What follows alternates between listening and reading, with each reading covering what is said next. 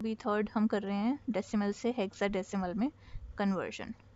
ठीक है, अब जैसे बाइनरी डेसिमल सबका बेस आपको पता चल गया है कितना होता है, वैसे ही हेक्साडेसिमल का बेस है हमारा 16। मतलब जो भी करेंगे हम 16 से डिवाइड करेंगे। ठीक है, अब इसमें हम डिजिट्स यूज़ करते हैं, एक तो 0 to 9 एंड हम अल्फ़ाबेट्स भी यूज़ करते हैं A to F। ठीक है, अब A to F रिप्रेजेंट क्या करता है वो देख लेते हैं। जैसे 0 to 9 तक तो हमारे पास नंबर्स हैं यूज़ करने के लिए, तो यहाँ पे डेसिमल में और हेक्सा में हम क्या लिखेंगे। अगर डेसिमल में हमारे पास 10 आता है तो हम हेक्सा में उसको A लिखेंगे। ऐसे ही 11 के लिए B लिखेंगे, 12 के लिए C, 13 के लिए D, 14 के लिए E एंड 15 के लिए F। ठीक है, तो A to F मतलब 10 to 15 जो भी आएगा वो हम उसकी जगह लिख देंगे। अब कुछ क्वेश्चंस करके देख लेते हैं तो और समझ में आ जाएगा अच्छा से कि क्यों यहाँ अल्फ़ाबेट्स दिए हुए हैं, है ना।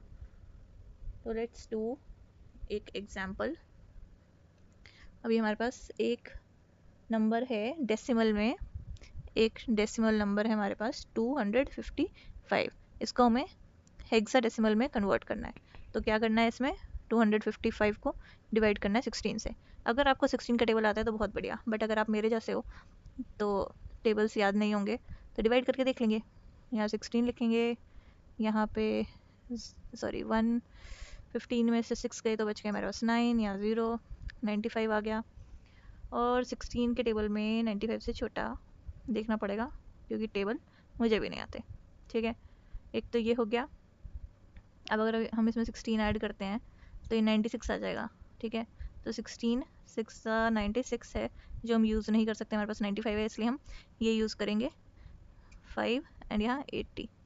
तो यहाँ 15 बच गया रिमाइंडर। ठीक है, तो ये आ गया हमारे पास equal to 15 and remainder also 15। अब इस 15 को भी दोबारा डिवाइड करेंगे 16 से, जैसे हमने पहले कर रहे थे ना हम 2 से, उसमें वैसे इसमें भी होगा। अब यहाँ पे डिवाइड तो हो नहीं सकता ना, 15 को 16 पार्ट्स में कैसे डिवाइड करोगे, तो क्वोशंट हमारा 0 और रिमाइंडर अगेन 15 आ जाएगा।